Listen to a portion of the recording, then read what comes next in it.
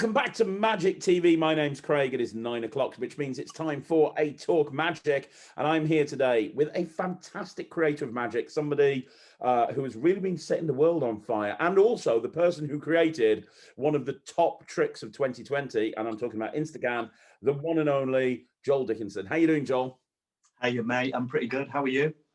I'm great. Thank you for finding the time to come on the channel. I really appreciate it. Thank you very much for having me. I really appreciate it. Thank you. No problem. You know, I've been talking about you on this channel for a long time. Okay. I've been a big fan of your work for a long time. And I want to talk about all of that in this interview. I want to talk about creativity and the stuff that you've done. But for those of you that don't know who Joel is, let's just talk a little bit about you for a few minutes. Okay. It feels like you've been in and around magic forever. When did you get into magic? Was it as a kid, or was it older? When did the magic bug bite you? Yeah, like most magicians, I was a child. I was 10 years old. And my grandfather used to own a gym. He's passed away now. But he had a gym, and one of the members used to do magic tricks on me. I used to go to my granddad's gym. And to cut a long story short, I would clean his gym when I was a child, like 9, 10 years old. And there was this Spanish dude who was just amazing at magic. And he would always show me little magic tricks. And I used to pester him to teach me how it worked. Well, in this gym, because it was like a bodybuilding gym, I do that as if I've got the muscles as well. I haven't. But because it was a bodybuilding gym, what he didn't realize, or what he probably didn't think about, was that there were mirrors behind him. So because people were posing in these mirrors, so I would be cleaning whatever I was cleaning, and I'd be watching him showing people magic tricks, and I'd be there like just trying to figure them out. And the first piece of magic that I saw and figured out was just vanishing the coin on the elbow. But he performed that to me, and then I basically stalked him for the rest of the day until I knew how that trick worked. And I was like 10 years old. So that was like my introduction. But he performed it really well, and I remember watching it thinking, wow, like what? That's just vanished. And it was like real magic. So yeah, that was like my first thing that I remember that was quite prominent seeing. And then when I was 15 years old, I was doing a show with a guy called Dave Rawson, who's a magician and a hypnotist. And he put me in touch with this guy who lives and worked in Spain. It was like a brand new company at the time. And it was called RJP Entertainment. That's what it was called then. I think they've changed the name now, but Rodney James Piper.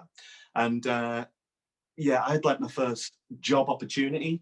So Dave Rawson put me in touch with Rodney. I went over, did some auditions, and I got the job. I was really lucky. I auditioned when I was 15 years old, because they knew that I could then go into the job when I was 16.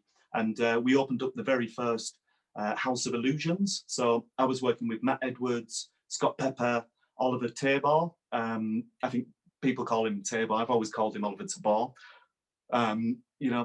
So yeah, I was just kind of like performing out there, helped write the shows, and just got involved, like basically like from a young age, just thrown in at the deep end. As well as doing that, I was performing around hotels and things like that, doing a cabaret show.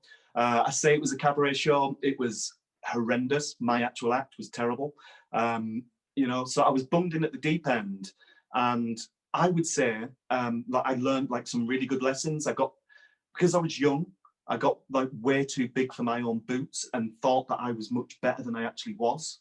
And I had like a hard lesson. And Rodney basically, he knocked me down a peg, which was exactly what I needed at the time.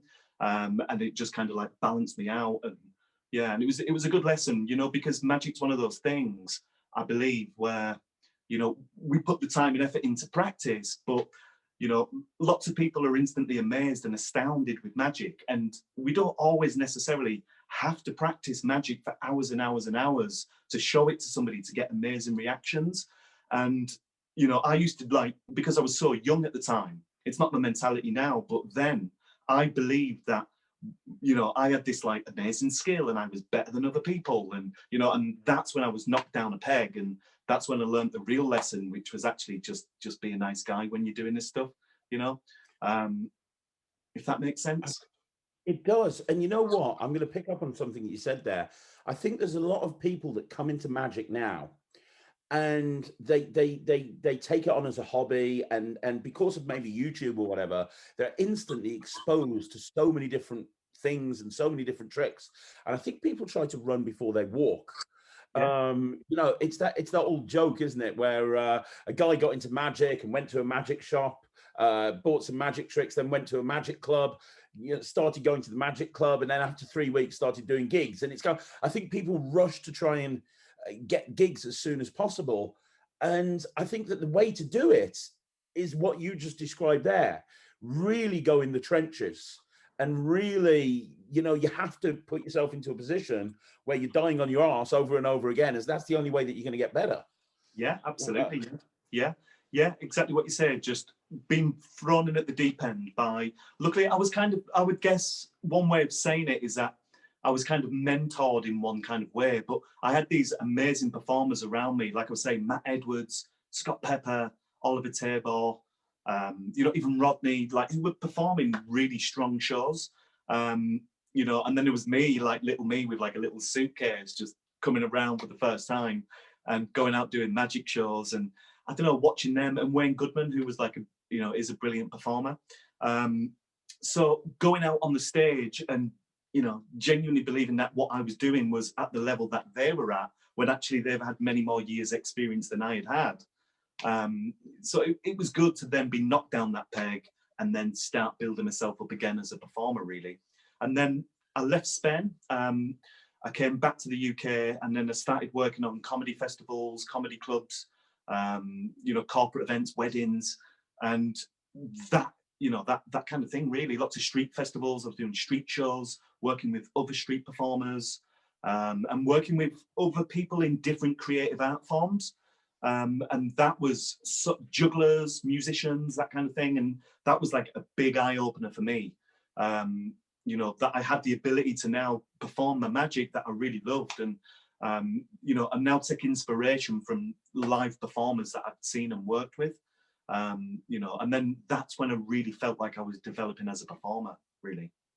That's great. So what advice would you give somebody who's new into magic and wants to be a top performer? They want to make it. They want to be the best of the best. When they're first starting off, what advice would you give them?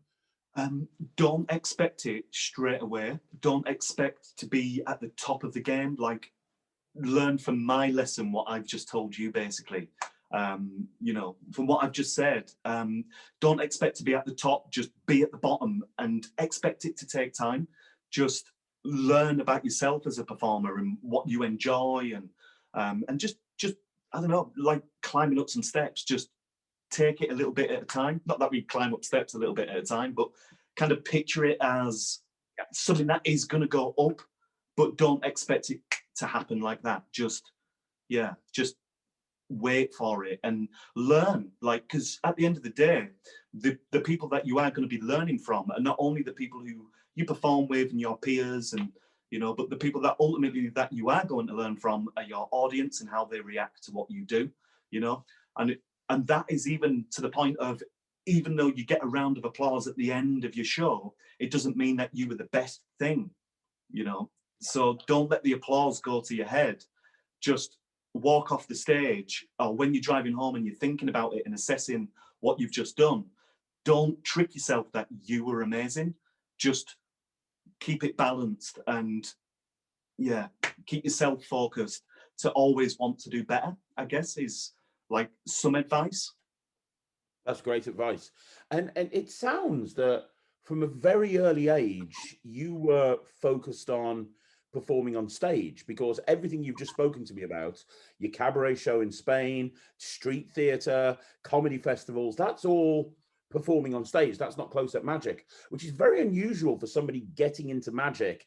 Normally, they focus on close-up, and then maybe down the line they go onto stage. But it sounds like stage was the focus for you at the very beginning. Was that the case? No, actually it wasn't. But I know what you're saying. I've kind of painted that picture.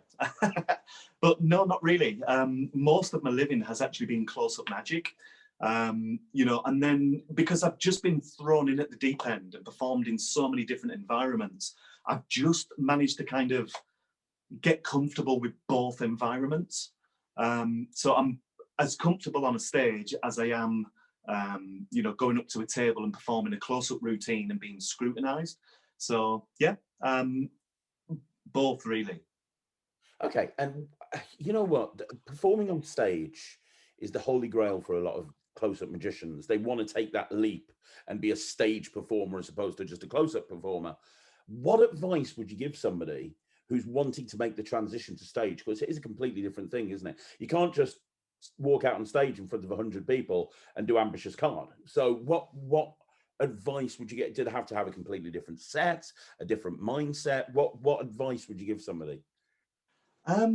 Advice wise, like to make that transition from like, if you're a close-up performer and you want to get on a stage, I think if you're at the point where you do want to get on a stage, as a close-up performer, you will have always already like established yourself and what you enjoy, close-up, what gets maybe laughs, what gets amazing reactions and that kind of thing. I've always personally taken a lot of stuff that worked close up and took it to the stage. You know, things that can be transitioned close up onto a stage, like rope routines. You know, I even have like a card routine, you know, but dress it all up and make it all a little bit bigger. You know, but ultimately, really, my advice would almost be still just try and be yourself. Like, don't look at another performer and just copy exactly what he does. I know like it's a common thing for performers to do, and I've seen it mainly in like club competitions and things like that, where you know, somebody goes and I don't know, they might buy a DVD because they've got a stage competition coming up, and before you know it, they're just mimicking somebody else's act. Well, it's just, that is obviously just a mimic, and you know, it's not the best thing to do, but it's one thing that can be done. But you know, don't do it is what I'm saying. Look at what you do as a close-up performer and what makes you feel like you are magic, or what makes you, you know, what gets you the reaction that you're looking for, and just kind of apply that to your stage, like your stage mind, just to begin. Because at the end of the day, you know, stagecraft and the way that you perform on a stage is something else that just comes over time, like experience, reaction, feedback from people. You know, so that's something that comes over time. So start small, unless you've got this idea that's big already. Jump in with your big idea. But if you know roughly what you want to be doing and where you want it to go, that's always a good thing. But if you don't, just take whatever it is that you've got. It's going to be your character. It's going to be who you actually are, and just be unique, and don't worry. Just as long as you've got material, just try it. Just go and do it and enjoy it. Like, most importantly, ultimately, just enjoy it. Have fun doing it, you know, and smile and like connect with your audience, you know. So yeah, I mean, I've just gone on a bit of a waffle of a tangent there and not really given any advice, but I think ultimately, like, again, don't expect it to be an instant thing. And you know, we're lucky, like, you know, that we've been out, we've watched performers, you know, and you can get your inspiration from now just amazing performers, and be inspired by people. Like, absolutely, just be inspired. Yeah, That's really good advice. That's really, really good advice. It sounds to me like you've been a professional entertainer your whole life, because yeah. at 16 you went over to the House of Illusion, then you came back. So you've been a professional performer your whole life. You came back from Spain. You then started doing all of the festivals and all of the street theatre and everything. Where did you at the same time transition? Did what I'm trying to say is, the weddings and the corporate you were doing, did that happen alongside those, or did it come afterwards? Because I now know you exclusively pretty much do weddings and corporates and high-end stuff like that. When did you move away from the street theatre? How did that time frame kind of work out? I haven't really moved away from it. What I like to do is I like to keep everything there, just to kind of keep things like fresh and moving for myself. You know, like, I don't want you know, like close-up weddings, close-up magic at weddings or corporate events to become like a stagnant thing. You know, like I always want to feel like it's something that I want to go out and do, because at the end of the day, you know, clients are paying to see me do what I do, whether it's magic, read minds, you know, so I have to go out and really enjoy it, which I do, you know. So I like keeping like a broad, what would you call it, living? Yeah, sorry. I like to keep a broad living, you know, like performing on stage, performing close up, and just doing whatever I can, you know. I've performed like in so many crazy situations, like over the years, that I've like all professional gigs, like working in a juvenile prison in London. I've worked in, you know, disability centres where I've been working with, you know, very heavily disabled people, and you know, weddings, you know, adult prisons, you know, and you know, I'm giving you like the extreme of like certain things that I've been and worked in, you know, and I just enjoy every kind of opportunity to perform, you know, and it's not because I like necessarily to do it. I love doing it. I love to perform for people, but I like to give what I do to other people, and hope that, you know, it's kind of received in a way of, you know, this guy, he knows what magic is. And you know, there's one thing that I live by. There's a magician who I watched perform when I was a child. After, this was maybe a couple of years after I saw Roello, the Spanish magician. A couple of years after, I saw this magician. He's just a local magician, and he's called Terry Crawford, and he performed an amazing Gypsy Fred. He did a full act at my next door neighbour's birthday party. It was her 60th or 70th.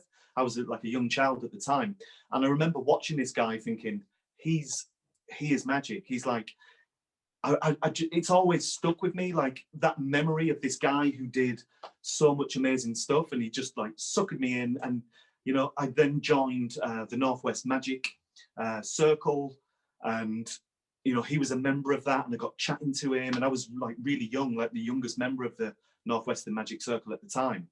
And I just, yeah, I always remembered that one performance, and throughout my life, really, I've genuinely remembered it. You know, so if I ever have moments where I go, I don't want to go on stage, or I'm a bit nervous, or I don't know, like something might not feel quite right, well, I'll just remember I saw this guy, and I've had the same reactions that he's had off people. And, you know, that to me is important, because I remember what magic felt like, you know. So if I can reassure myself that I can give that to somebody else, then I'm happy. And that's always one thing that I just kind of strive for, you know, just give a really good magic experience and let people enjoy it, really. That's really good advice. And picking up on something that you said there as well, just before, you talked about how you like to have an eclectic range of things that you do. I'm going to perform here and do this and do that. Yeah. Obviously, as we can tell from all of the equipment that you're surrounded by at the moment, you Yeah. also are a professional musician. Yeah. How did that come about? Did that come in later on in your career, or was that right at the very beginning as well? Yeah, it was quite early on. I was about 19, 20 years old, and I moved to York. York City, if people are overseas watching this, like obviously we're in the UK at the moment, but in England, in Yorkshire, is a city called York. It's really well known for its street performers and that kind of thing. Well, I picked up my very first guitar when I was about 19, 20 years old. I was living in York at the time, and I actually just bought a little cheap guitar for £20, and it was just to pass a little bit of time. And over the years, I've just kind of just enjoyed making music, really.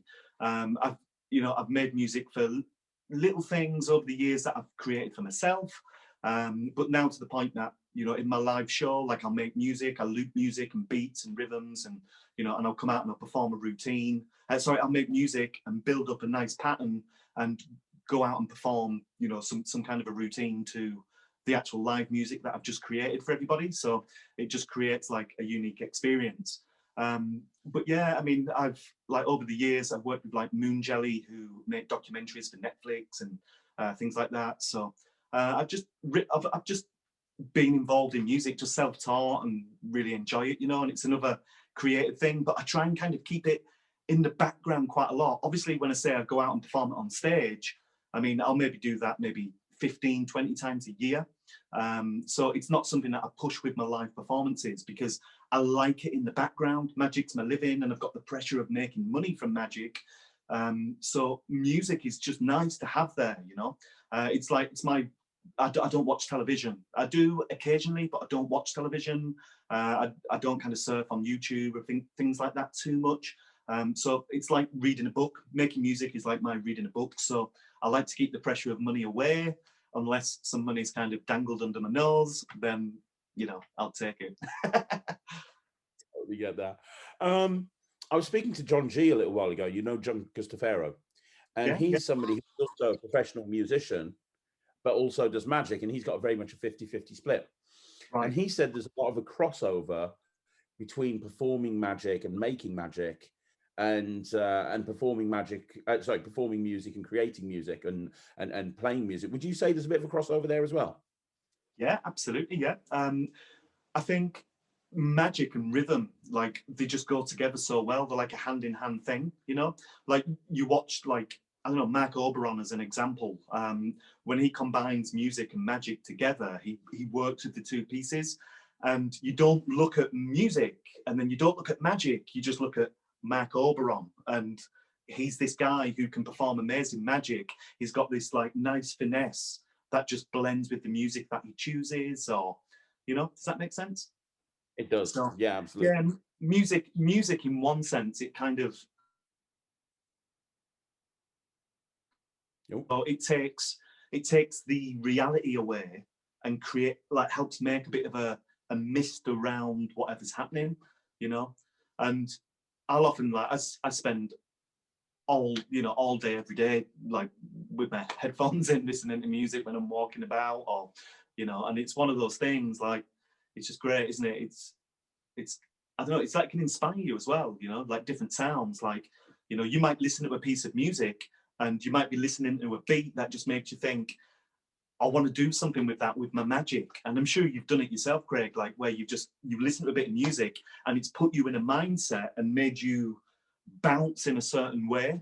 And then you can get your cards out, and now your hands and your rhythm's going to be a little bit different to what it might usually be, because it's woke up your senses a little bit.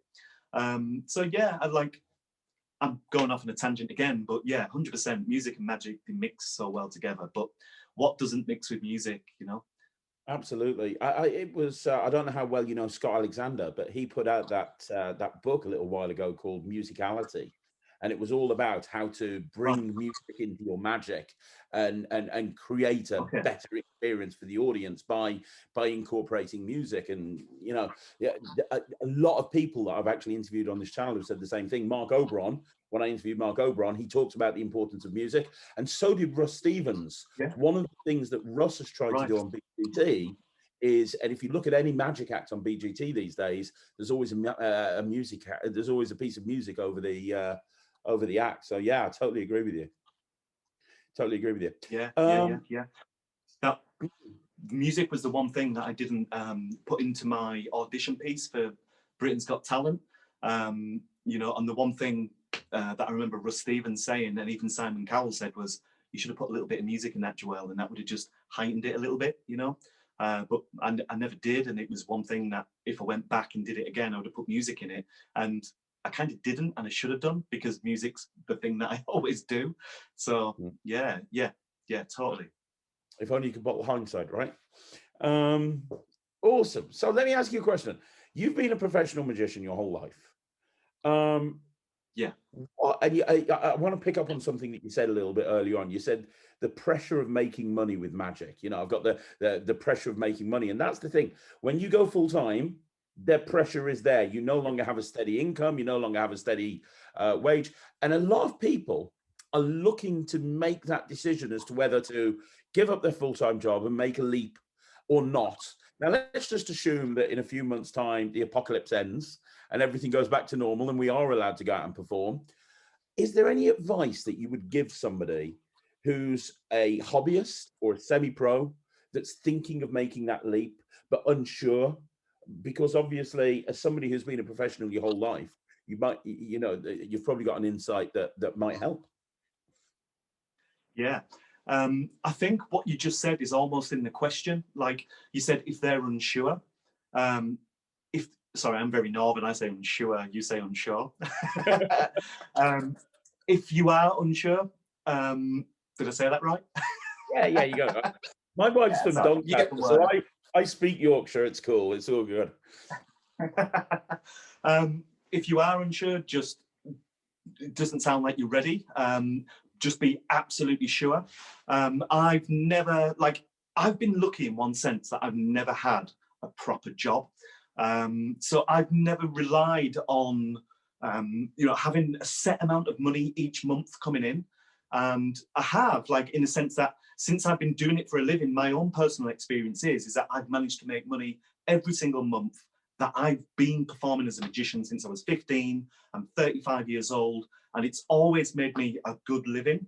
And, you know, but there are, of course, like the quiet months or, you know, difficult times. Don't expect, you know, that you're going to make this leap and it's going to be amazing. You know, like you might have had, or not you, but whoever's watching this, if you're thinking of making that transition of part-time or hobbyist to a professional magician, I mean, my experience is that it can absolutely be done. I'm from a little town called Barrow-in-Furness, and when I was a child, it was one of the most, poverty-stricken towns in the whole country. Everybody who was brought up here basically went to work in a shipyard, and if you weren't in a shipyard, you were unemployed, and that was it. You know. I managed to kind of like break the mold a little bit. I was given an opportunity. The opportunity that I was given was created by myself in the sense, you know, I was seen by a friend. I mean, this was just like a small opportunity. I was in a little tiny bar in Barrow-in-Furness, one of the most poverty-stricken places that felt like zero opportunity. And all of a sudden, like I'm now talking to you on here, telling you a little bit about my career and where it's taken me. Do you know what I mean? So every opportunity is an opportunity. Just try and find little opportunities. Like if you're thinking of doing this for a living and you've had the opportunity to kind of make that step, then I guess grab it, providing, you know, it's something that you can persist with, because it is a lot of work. It's not an easy thing. It's not just, you know, like, we get gigs and we get people calling us all the time, but it's actually taken years to get to the point where, you know, the phone rings and you get an email and, you know, you might get 3-4 inquiries a day or whatever. You might get 3 or 4 inquiries every 2 months. It's just, it's always different. So just be prepared to be flexible. And, you know, it's not going to be easy. But if you've got opportunities, just grab the opportunities and just try and build on them. You know, lots of friends over the years have said, you know, whenever you do, I don't know, one gig, it can always lead to 3 other gigs, you know. And my friend Andy, Harry Robson, you know, they all kind of talk about that, like using each gig as an opportunity. Well, just even if you haven't got the opportunity to just do gigs, if you've got the opportunity to go to some free kind of events where you're almost networking, I mean, at the end of the day, you know, like look at the situation now, it's 2020 and we're not really like meant to be leaving our houses at the moment. And I think ultimately now is the time, just, you know, if you're going to say, I'm going to make a leap to do something, just do it. Because right now, I think anything is, it sounds cheesy, it might sound like a cliche, just go for it. Like, you know, providing you're willing to put the work in, you can spot opportunities. Just do the best that you can, you know. And if you're in some kind of a position where you're working, try and keep them floating alongside each other and see how that works. And then over time, you might be able to filter out a job, or not filter it out, but I think you just have to leave a job. I'm not sure, but just do never had one. How would you know? You've never had a job, you wouldn't know. Yeah, I don't know. But I think if you want to do something, just do it, you know. Yeah. A friend of mine is a guy called Brad Burton. I don't know if you've heard of him. He's a motivational speaker. Right. And he always says, if you're going to do something, just go all in. Yeah. He says, don't have a plan B, Right. because if you have a plan B, it Yep. means you don't believe in your plan A. And if you Excellent. don't believe in your plan A, how can you expect anybody else to believe in your plan A either? So Yeah, absolutely. It's better to fail than not to try at all. Like, that's plan A versus plan B. Forget plan B. That's great. I like that. and you know what? Failing is fine as long as you fail forwards. It's that cliche of failing forwards. What are you learning from this? It's okay. I've made so many mistakes through my career, but I've tried to learn from every single mistake. And I'm like, right, okay, well, now I know not what not to do. So hopefully now I'm not going to make that same mistake again. And I totally agree with everything that you said. Totally agree. But talking about making opportunities, that's something that you do even now. And you were telling me just off camera that you've set up a cabaret show. Is that right, in Manchester? Yeah. That's like literally up until COVID hit was being sold out every single week, which is phenomenal. That is amazing. Could you Yeah. tell me more about that? Yeah, absolutely. So I was performing a show in Manchester with a mentalist mind reading guy called Dean Williamson.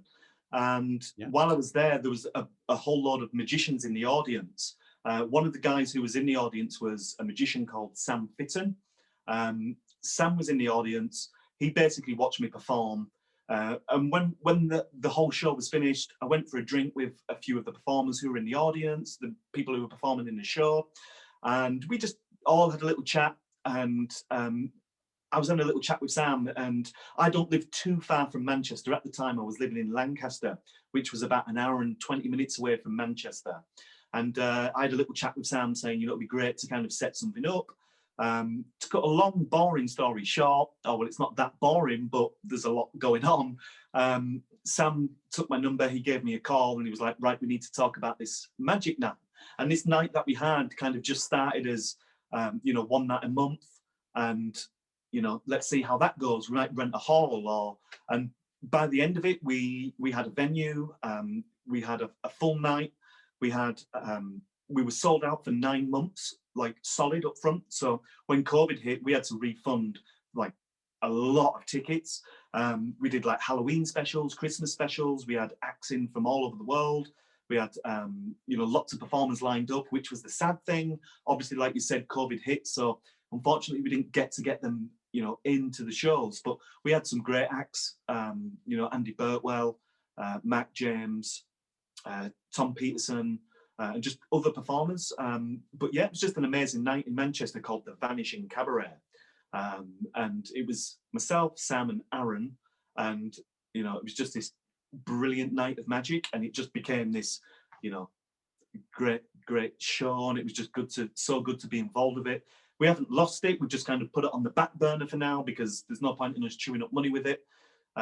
Is there a website for it? Is there a website for it? Yeah, What is it? Vanishing Cabaret. At the bottom of the screen. Yeah, Vanishing Cabaret. Cabaret.co.uk. Oh, that's amazing. And that's a perfect example of making your own opportunities. Rather than waiting for the phone to ring, you're like, right, okay, I can perform on stage. Let's do it.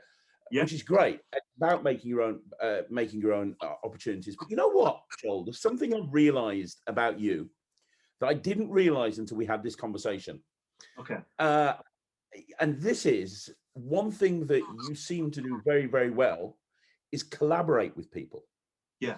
Because you're talking about working with Sam, you meet Sam, you work with Sam, you create this stage show that's phenomenally successful. Later on, we're going to talk about you and Andy setting up Workers' Corner. And that's very interesting because I find in the UK, a lot of professional magicians are very guarded, against other, we are a community, but we're competition with each other as well. And there's lots of magicians that are just like, oh no, I'm not going to give him any advice. I'm not going to speak to him because we're after the same gig and we're after the same gig. But here's you speaking to, and let's be honest, Sam is one of the top wedding magicians in the UK. Speaking to Sam and saying, well, let's do this thing together. Speaking to Andy, let's create this whole company together. And it's so wonderful to see somebody that's built big businesses and success out of collaborating with other people and not being scared of competition. I think that's amazing. Oh, thank you very much. Yeah, I think it's just having the ability just to float a little bit, if that makes sense. Just, like I've always enjoyed working on my own, and I've worked alone for years. And like a lot of my time has just been spent driving on my own, and it's then kind of them hours, I guess, where you spend a lot of time talking to the people. I was going to say on the phone while you're driving, on loudspeaker, or whatever. But you spend a lot of time just talking to people, and and I see at the end of the day, like I've worked in double acts as well. Like juggling double acts where I've been the magician and there's been a juggler, and and I think I've always enjoyed just working with other people and seeing their creativity and their spin on things. So a lot of the time is spent on my own, still just driving on my own and talking to people. But like when I can create, and not necessarily an opportunity, but when I click with somebody and have an idea, I like to to have like a mutual kind of thing that we can work together with. One guy who I've done like more work with than anybody else is a magician and juggler called Jay Rollins, and we've done so much together over the years that we just have like such a laugh and so much fun when we're out on the road. We have our own magic and circus van, and we spend like a lot of time sleeping in it. Do you know what I mean? And Yeah. I mean, like, not weirdly sleeping in it, we sleep in it, but like we're going to gigs and like whatever. But yeah, I don't know, it's just there's something good. Like it becomes magic for me, becomes a little bit more real when other people are involved. Like this conversation wouldn't be happening like if like you're not so guarded yourself. Like when people let the guards down and they can just chat. That was my hand if you heard that. Ow. Yeah, I just whacked it on a tank of a looper. That really, I won't be doing any magic anymore. But yeah, I mean, like once your guard is down and you're willing to talk about everything, that's when we can all learn from each other. Like my opportunities, like I was talking about earlier on with Dave. Dave didn't have to tell me that this guy, Rodney James Piper, is hosting these auditions. I could be working in a shipyard right now and doing something that I don't want to be doing. Do you know what I mean? So that guy's generosity of just giving me that information opened up doors and opportunities for me. So I've never really been somebody who wants to just keep my own secrets to myself. Do you know what I mean? I'd rather just help whenever I can. And if it's a matter, I get messages and emails off people like yourself. Like I've had emails off people saying, I want to become a magician. What can you recommend? Or, my son loves magic and he wants to learn some magic himself. How do you recommend he learns it? And I'll always do my best to give like real, genuine, real advice rather than trying to sugarcoat it with bollocks. I'd rather just be like straight to the point and telling truthful things that will help people rather than guarding secrets. That's really good. That's really good advice. It really is. And it's so lovely to see. Um, let's talk about magic creativity. Let's talk Yeah. about creativity and magic, because that's the thing that a lot of people know you about. Okay. When did you realize that you wanted to create magic? Because there's a lot that you've done over the years, and I want to kind of take it one bit at a time.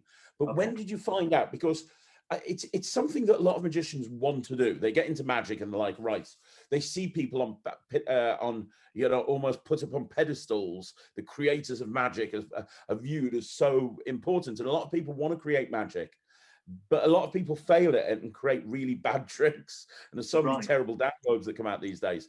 When did you kind of think, right, okay, I want to be creative, I want to start creating my own tricks? Okay. Do you know, like this journey in magic for me has been like something that I've struggled to find the beginning of. I don't really know where I kind of started with the creating side of magic.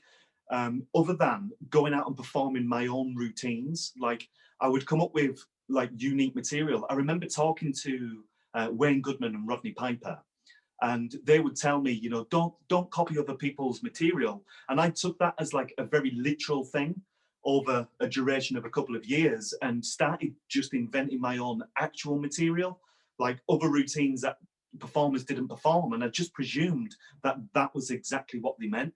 I know like performers might take a book test, they might take I don't know, a coin to a ball of wool or whatever, you know, and they make it their own unique style to present it. Well, I took the advice that I was given as like far too literal, and just started creating actual routines that other performers don't perform. You know, but I also came in from, like we said earlier, like I started as a close-up magician, so I always loved like really strong magic. So I knew that my material had to be good, you know. So yeah, I just put an act together of like 5 routines that were original, unique routines, and put them in different books over the years. But yeah, so it started as me performing my own tricks, really. And I created a method to find out what somebody's star sign is without them knowing. I did this when I was about 18 years old, 19, something like that. I'm not sure. I'm not very good with dates. But yeah, I come up with this method to learn what somebody's star sign is using some cards. And it was a really cool little method. And I used to perform it at like magic clubs. And, you know, I had friends who, you know, were in different magic clubs. So I'd go and visit them, and, you know, I'd show it to all the magicians, and they'd be going, "Oh, that's brilliant. That's amazing." And I would just teach them it. And I remember Matt Edwards' father, a guy called Alan, said to me, "Don't be giving this away, sell it." And I remember thinking, "Oh, right, okay, yeah, I buy other people's ideas, so maybe I could do." And I turned this idea into a PDF, and that was years ago. I mean, I'm talking, wow, I don't know how long ago it was. It was years ago. It was called Horror Secrets, and yeah, I released that, and it just yeah, sold loads and loads and loads. Just got amazing feedback off it, and people loved it and added it to their repertoires. I know that a lot of psychics, they bought it. It even ended up on a radio station, like on this show. Somebody sent me a message saying, "Horror Secrets is on this radio show, listen to this," and he sent me a link to it. And yeah, and that was like my first experience of releasing a magic trick. And then over the years, I just took it a little bit more serious, I guess. And I kind of just, I mainly worked in creating mentalism and mind reading. But over the years, I've just kind of like transitioned away from mentalism and mind reading, and also worked in close-up magic, stage magic, and that kind of thing. So that was my first introduction to it. Sorry if that was boring. No, it's not boring at all. It's fascinating. And one thing that I found that's very interesting, when you started creating magic, what most people do, what I did, what most people do, is they go to a magic dealer and say, "Hey, I've got this trick. Would you like to sell it for me?" While Right. you didn't do that, you were very entrepreneurial, and you were like, "Okay, let's not go to a magic dealer. I'm going to set up my own company." Ta-da. Yeah, And you yeah, put everything out yourself. yeah, I did. Self-publishing, don't see that very often in magic, especially from a new creator, because they want that Murphy's push of having it go out to bajillions of people. What made you decide to not go down the dealer route? To be totally honest, I didn't even know it existed. So keep in mind, like, I'd always just worked for myself all of my life up until this point. So I didn't know what Murphy's Magic was. I didn't know what Penguin Magic was. Well, I knew what they were, but I didn't know what they were really doing, if that makes sense. For me, like, I don't have like a broad knowledge of business. I'm just me in this little box. So I was just always happy to do things on my own. And I've never been, and I genuinely haven't ever been financially driven. You know, so I was always happy just to keep it for myself and sell it and see how it goes, you know. But yeah, it just went really, really well. People enjoyed it. And then I got talking to a few friends, and they gave me some ideas, you know, of setting up a mailing list and things like that. And, you know, and over years, I just started releasing things and dropping new tricks in at Tada, and different ways to reveal star sign. Books, like, I've written a few different books, like this is Head Tricks. This is like a full book. I've got Trick in the Brain, you know, and just I've released that much magic like over the years, but it's always been stuff that I was genuinely and can perform, you know, like 100% of everything I can do. But I know that it's got the layers that are needed to fool, you know, a real audience. But a lot of the time I can fool magicians with my stuff as well. So yeah, like, I just like magic, and you know. But I think ultimately, yeah, it just started as Tada, and that's where like my little journey of creating my own ideas, and it's been a nice little outlet just to, you know, get involved with myself, like rather than just going out and performing and coming up with new show ideas and, you know, writing music for a certain trick or whatever. It's good like just to challenge yourself and create new pieces of magic and, you know, and enjoy it, you know, without any kind of pressure. And but over the years, have you ever released anything specifically through a dealer? Because I'm fairly sure, and correct me if I'm wrong, Bound was put out directly through Penguin Magic, wasn't it? Yeah, Which is my well, favorite channel. I got to tell you, when I performed that on the channel, I had literally, and I'm not exaggerating, I had about 50 people message me going, where can I learn this trick from? And for oh, me, it was one of the best downloads that came out whenever it was, 2 or 3 years ago. But it thank kind you. of flew under a lot of people's radar. But it's an amazing routine. What made you decide to put that out through Penguin? And have you done stuff with other dealers since then, or was that Yeah, oh, like thanks a lot. Yeah, yeah, I have like that. I'd say over like the past 5 years, I've released things with Alakazam, um, Murphy's Magic, Penguin Magic, um, but like, as I say, like initially it was just all my own stuff because I didn't really realize them outlets were even really there. Do you know what I mean? So yeah, yeah, like quite a lot of different things.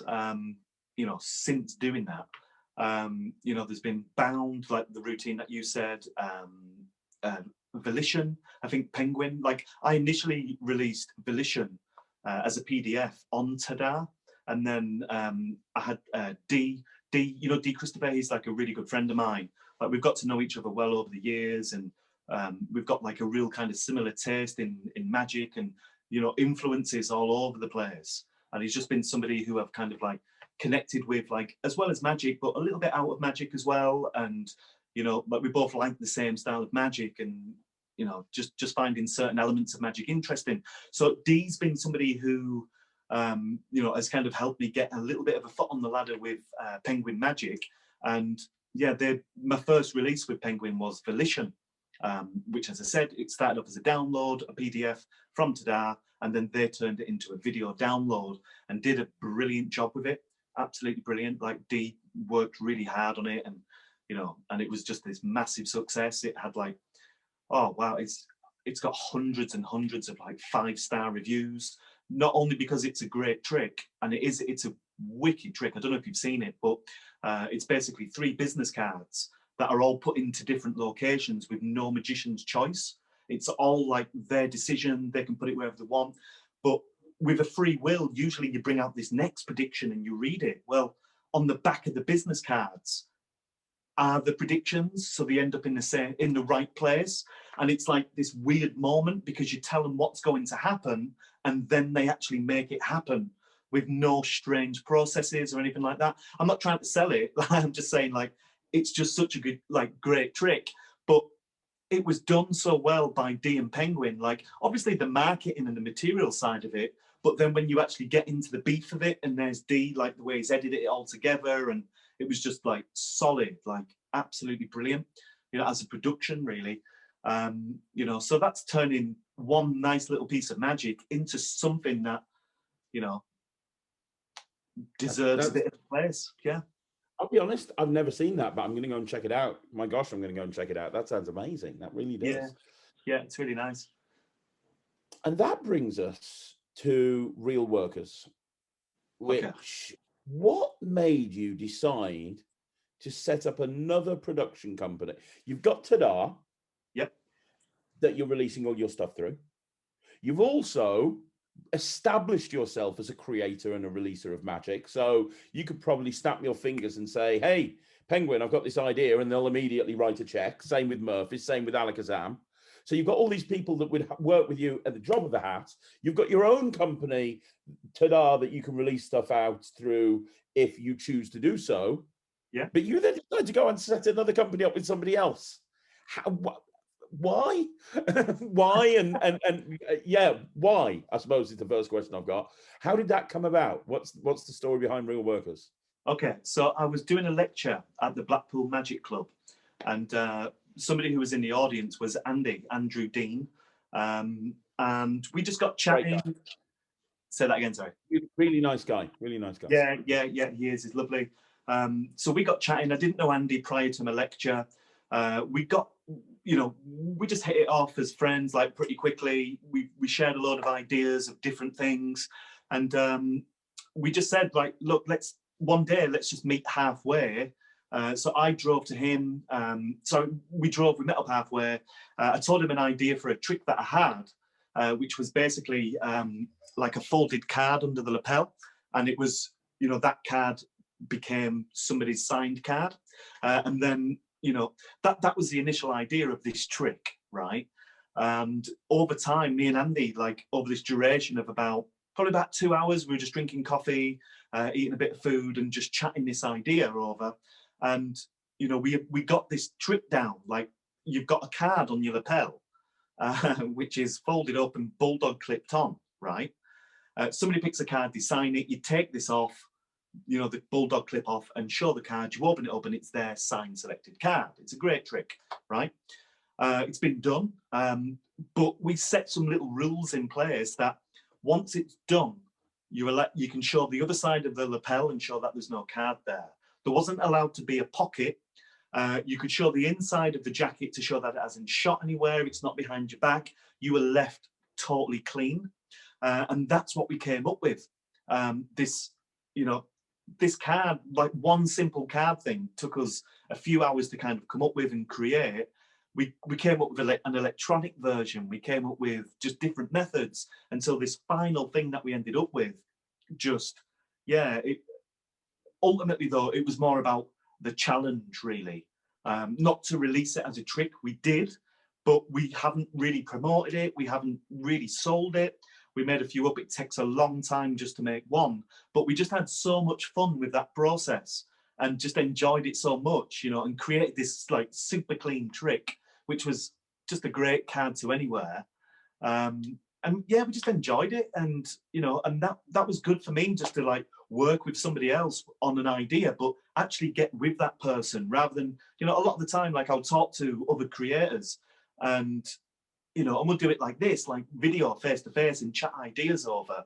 Well, I think Andy was like one of the first guys who I probably got together with and started sitting down with and had almost like arts and crafts sessions with.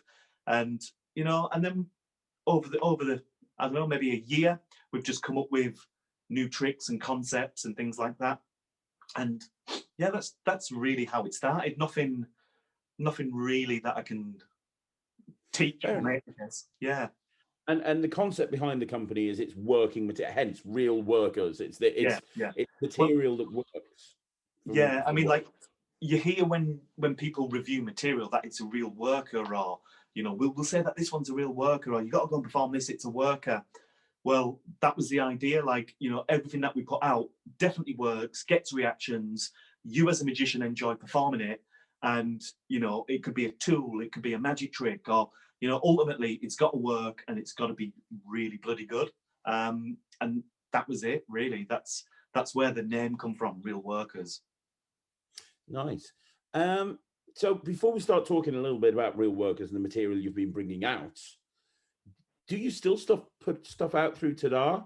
And if you do, how do you decide which one to put it out through? Like, if you come up with an idea and you go, oh, I've got this great idea, Andy, I'm going to put it through Tadar. Is he going to be like, hang on a minute, Joel, wait a minute, whoa, whoa, whoa, whoa, whoa, whoa, whoa, whoa. You know what I mean? Is there, how do you decide what your process is in terms of releasing magic?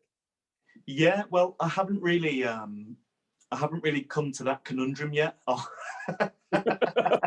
Okay, I've just thrown them correct.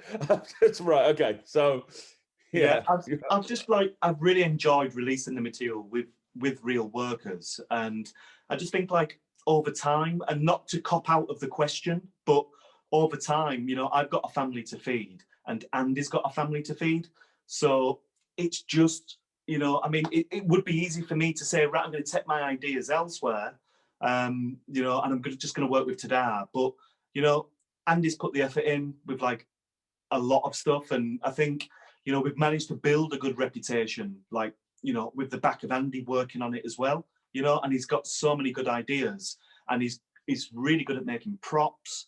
He can, you know, and he's got a good work ethic. Like, he works really hard.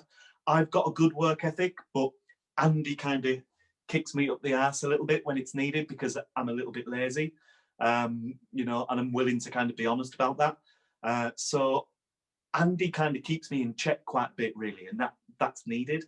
But at the same time, he has a lot of really good ideas. Like, you should see this matrix that he's got. And I'm not just saying it, it's the best matrix you will ever see. And it's insane. I mean, like, imagine a card, a coin, just standard 4 coins with cards. You take a card and you put it over the coin, you lift it up and it's gone, but you show the card on both sides. There's no magnets or anything. There's nothing in your hands. There's nothing there. And they all jump around. It's, you know, the method, you know, what's his name? Sans Minds. They did something on, like, America's Got Talent, and it was like this jumping coin thing. Did you see it? Yes. Yeah. All right. It was like, yeah, with petals as well. Yeah.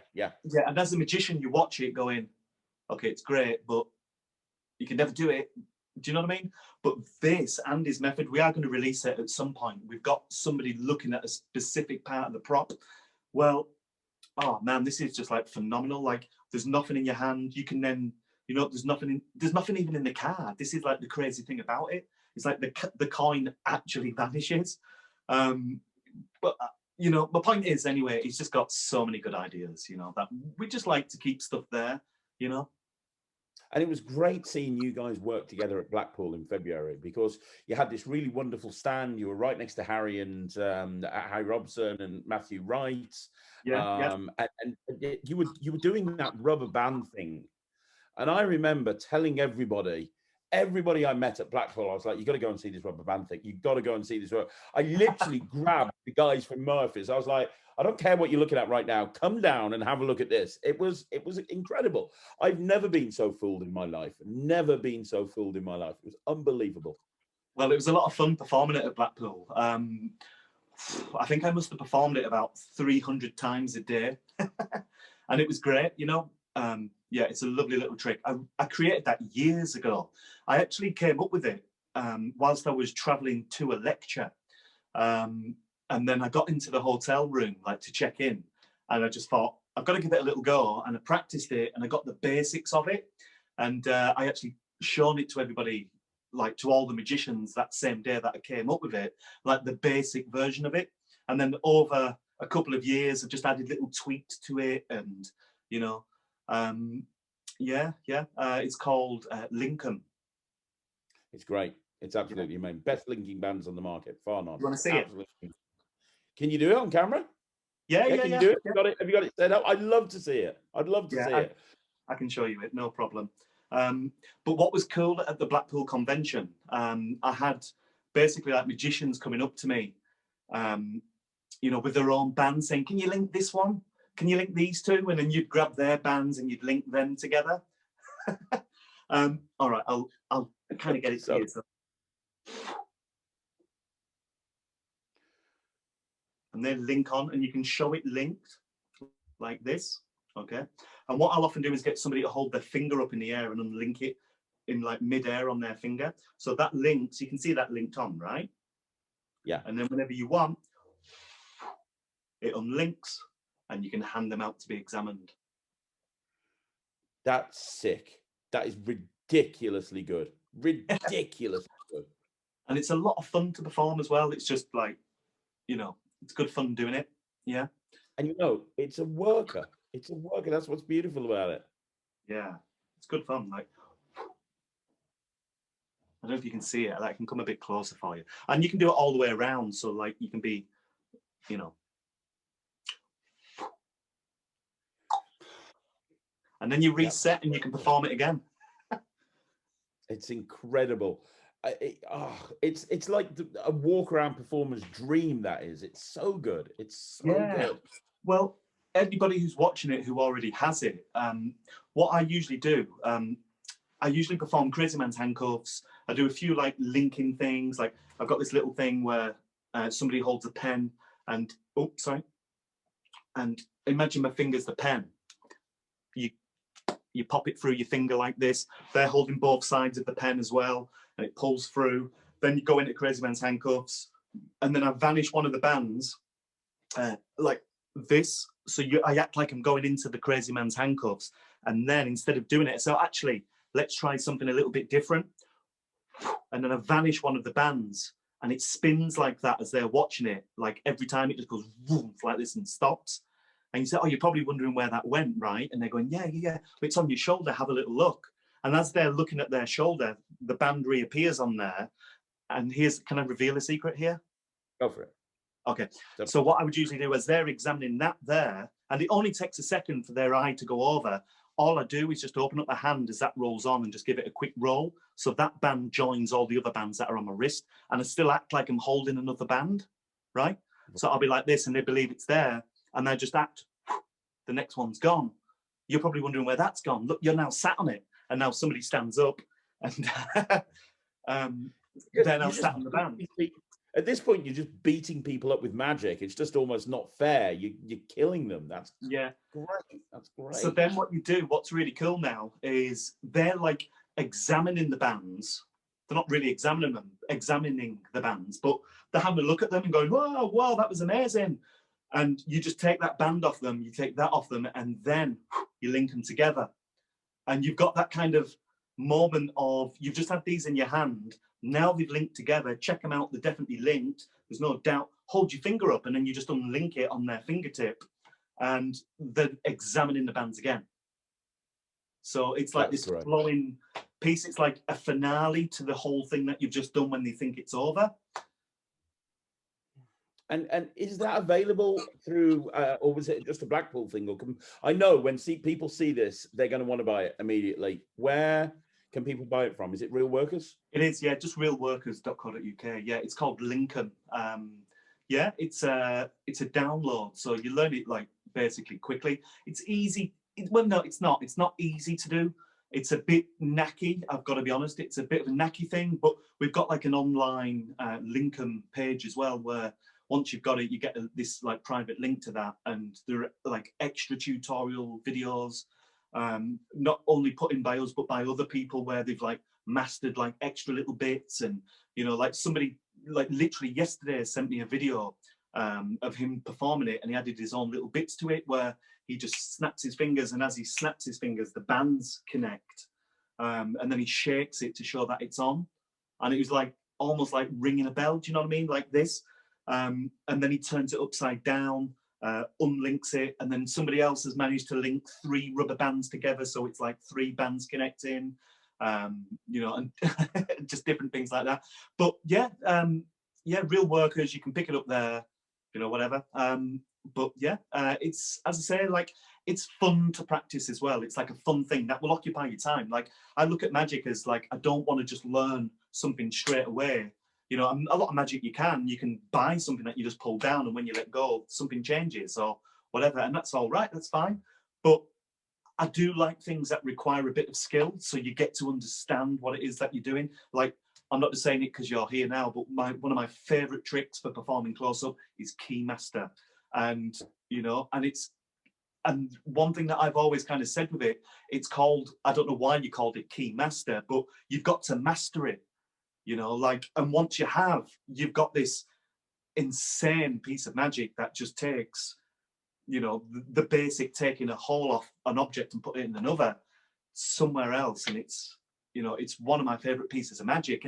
And like, if you think about it, like that Linkin Band and Keymaster are just 2 visual, they kind of blend so well together, like, you know, and I perform them at like every gig I'll be performing Keymaster.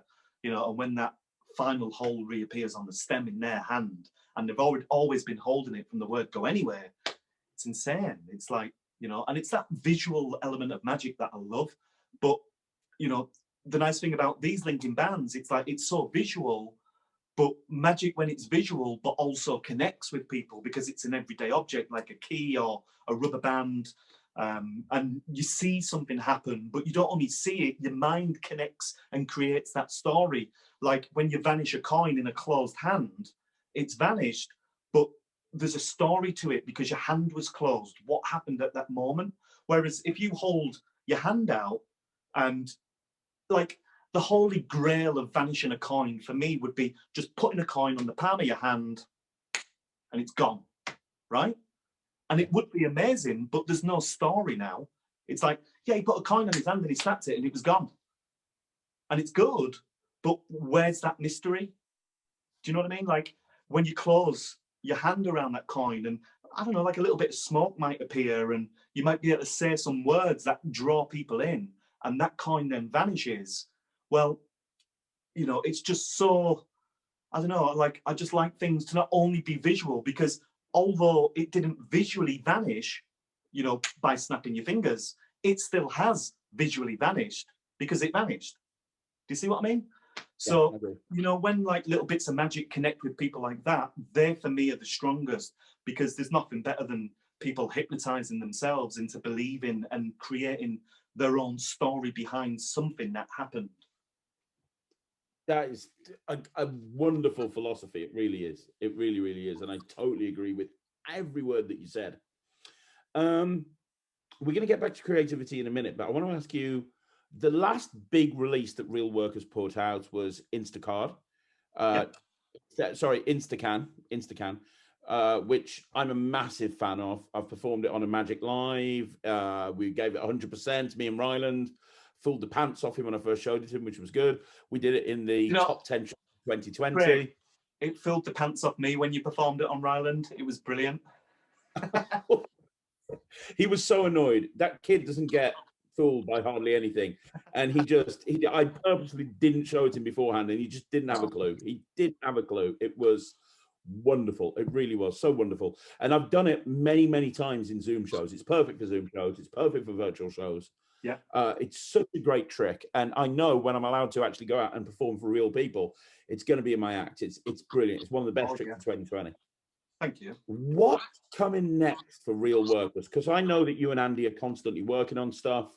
You've talked about the Matrix, but I'm guessing that's a further down the road project. Yeah. Do you have stuff coming out soon? Yeah, we do. Yeah. We've got something that we've been working on. I came up with this years ago, actually. It worked in a different kind of way, but it's a clipboard that allows you to force anything, basically. So it's called the Fab Board, FAB, Force Anything Board. And it's a clipboard with just however many things you want to write on it. I usually write about 20 to 25 different things on a list. Somebody names any number from 1 to 25. You circle that thing that they name, you turn it round, you let them see it, and they basically select any number, and it's really clean. Like you've made like a clear circle around the number, around the word. They can look really close up. But I originally created it for like live performing shows because I came up with it years ago before COVID had hit. So it wasn't originally made for online shows, but it's perfect for it. I think I fired you over like a little video which has got the ending of one of the routines that I perform with it. But it's brilliant. It's a forcing board, and yeah, you can basically force anything. That's amazing. That's incredible. And when's that coming out? It's going to be out by the end of this month. Yeah.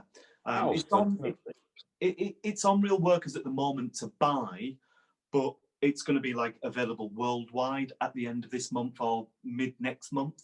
But you can get it already at realworkers.co.uk, yeah, on our website. That's brilliant. That's great. It is. Wow. I mean, being able to force anything, talk about the possibilities, they're endless.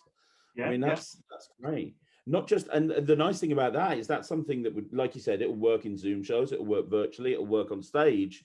But it's also the sort of thing that you could do in a kids show. If you've got like kids that are 6, 7, 8, 9, 10 years old, you could have like characters of cartoon characters and stuff, and working into that sort of thing as well.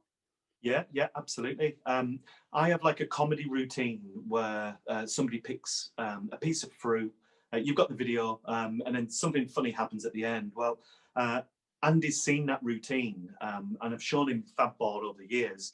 And the idea that I've had from over the years. And Andy's just kind of played around with the board a little bit and tweaked it and, you know, worked on my idea to make it look like an actual clipboard. And it's just a real regular looking clipboard, but it has this like function that's just really clever. It's hard to explain without, you know, divulging too much, I guess. But, you know, anyway, Andy took my routine idea and just applied different objects to the routine and created his own routine. So it took him no time at all. And he's actually genuinely, even during like, you know, when we were starting to come out of the original lockdown, Andy was doing a few little shows in gardens, you know, when we could do garden parties. Well, Andy was going into garden parties and that became his thing, you know, and it genuinely did as well. It became, you know, something that he started to use a lot, and now we both just use it online. It's become like an essential finale piece for both of us. It's been a bit of a lifesaver, really, you know. So yeah, but it's wicked. It's a wicked way to force anything. Bored. That's all. Yeah. Love it, love it. Now, before we wrap this up, I've got two more questions for you, and the first question is on creativity, because you've talked about all of this stuff that you've created throughout the years. How do you find the inspiration to create something? If somebody, you know, how because you are a very creative guy, you've released so many books, so many tricks, so many things. I think the biggest part of creativity is being inspired. You know, you can sit there with all the knowledge in the world, but if you can't think up an idea for a trick, you're nowhere. So where do you find your inspiration from? How do you do that? I think for me, a lot of my ideas have just come from different things. I've never had like a set process of creativity and creating a trick. I've just often looked at different things. Like, you know, like originally I wanted to learn how. Right. Okay. So I was booked to be a mind reader at an event. And that's when I originally came up with Horror Secrets that I was talking about right at the beginning, the very first piece of magic that I released. Well, I was booked as an actual psychic on behalf of somebody. And I had to go out and do something that looked to be a legitimate psychic kind of thing. So that was one process that I was kind of forced into. So that, yeah, I mean, like that was a process for me, just being bummed in at the deep end, you know. And then I will often look at different things, like different themes, things that could be themes, rather than having like, you know, I've got this idea for a trick. I usually like to look at a theme like time travel. So I'll look at time travel and what can I do to make some kind of time travel experience, and that's when I came up with the Voyager, which is this like time traveling routine. You know, and I even like to look at different elements like earth, fire, water, air, and just dive a little bit deeper into it and just see what kind of connects with people, if that makes sense. So yeah, I mean, but then again, like even ideas will just come at like the most silly moments where, like I was saying, like driving home from driving to do a lecture, and I had this idea of the linking rubber bands and, you know, what would be my favorite take, how would it look? And before you knew it, I just had this method in mind, but I've never really had like this set path to creating a trick or a piece of magic. It's often just come from something, you know, like an idea that I've had, or, you know, I might watch a film and something happened in the film where, you know, I ended up getting distracted, and at the end of the film, you know, my girlfriend, like, she'll nudge me and go, "Did you watch that?" And I'll be like, "Yeah," but really I'm thinking, no, I had an idea for a trick, and I can't wait to leave you, not leave you, but you know, I want to go and work on this trick idea. And, you know, like things come at your mind, don't they? You know, just different things. And it might even be like seeing somebody's trick and, you know, just building off the back of their existing idea. But ultimately, like the inspiration for me would probably come from other creators in magic, you know, and watching what they're doing. And it's good to be like inspired by somebody who's come up with something. When somebody comes along and you're like, wow, that was so refreshing, you know, like they've just done something that's absolutely amazing. I want to be able to do that. So I'll buy their trick and learn it and enjoy the process of it and just try and get in their headspace a little bit. And, you know, and then from somebody's creativity, like a new way of thinking all of a sudden opens up. So now you start looking at different directions to start creating things. And yeah, but yeah, generally just, I've never had like a path. I've just kind of, I think if I had a path, I wouldn't be able to stay on it anyway, because my life generally has been pretty chaotic with different things that have happened. So yeah, I'm not one to stay on a path. I'm one who kind of like likes to go around and figure things out, I guess. That's the best way to be. And one last question. Okay. What's next? And what I mean by, and this is a question I've asked every single person that I've interviewed on Talk Magic. And the reason I ask this question is because everyone I interview on Talk Magic is very successful. And you are as well. I mean, let's be honest, you're 35. Yeah, I didn't know that, but you just told me. And you know, look at what you've achieved. You know, you've got Tada, you've got Real Workers. You're a very well-known performer, very highly in demand. And we're not just talking going out at a cheap fee. We're talking about going out at a high fee.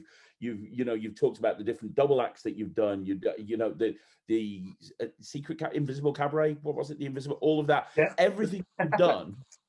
Everything that you've done just blows my mind. I mean, how you find, and the music, how you find time to do it all, and a family, how you find time to do it all. I have no idea. So what's next? What are your plans? Because knowing you like I do, I have a feeling that you're probably not going to slow down. If anything, it's going to go in the opposite direction. So let's just assume that at some point in 2021, the apocalypse ends, zombies don't start rolling around the countryside, and we're not going to get our brains eaten. Things are going to go back to normal. What's your plans over the next few months and years? Okay.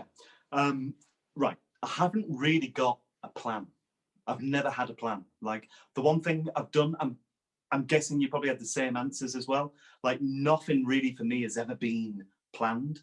I've often just gone with like the breeze in my own mind, which seems to just be like this spacious thing. But yeah, I've never had like a set plan. But the one thing that I just want to be able to do is just keep doing what I already do. You know, when you perform and people say, "Oh, you're amazing, you should be on the TV." Have you ever thought about it? What's the next thing that you want to be doing? And you're just thinking, I just want to make sure I can keep feeding my family, and that's kind of it. But you just kind of go along with it, and oh yeah, I should do whatever it is that you're saying, you know, or whatever. But yeah, I've never had like a set goal.